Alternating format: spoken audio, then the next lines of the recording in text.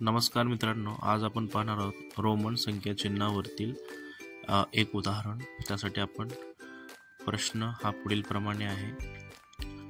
त्यानंतर खाली काही पर्याय दिलेले आहेत। पहिला पर्याय आहे 772, दुसरा 122, तिसरा 522 आणि चौथा पर्याय आहे 1022। या चारपैकी आपल्याला पाहायचं की कुठलं बरोबर आहे। त्यानंतर आपण व्यवस्थित मांडणी करून घेऊ। XVII म्हणजे x म्हणजे 10 प्लस v म्हणजे 5 आणि II म्हणजे 2 असे होऊन आपल्याला सोप्या पद्धतीने मांडणी करून उत्तर 17 येईल। IX आपल्याला डायरेक्टली माहिती आहे IX म्हणजे 9, त्यानंतर IV म्हणजे 4 आणि C म्हणजे डायरेक्टली आपल्याला माहिती आहे 100 येईल। त्यानंतर उदाहरणात दिलेल्या पद्धतीप्रमाणे आपण as it is value add करून त्याची मांडणी करून घेऊ। सर्वप्रथम 17 प्लस 9, त्यानंतर मायनस, त्यानंतर 4 येईल प्लस 100। तर 17 प्लस 9 होतील 26,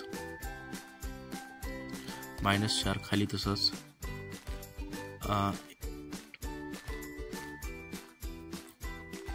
थोडंसं रॉंग झालं, करेक्ट करू आपण।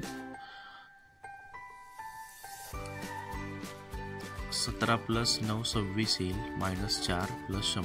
ठीक आहे, 26 मधून 4 गेले 22 प्लस 100 उत्तर येईल 122। आपलं उत्तर आहे 122।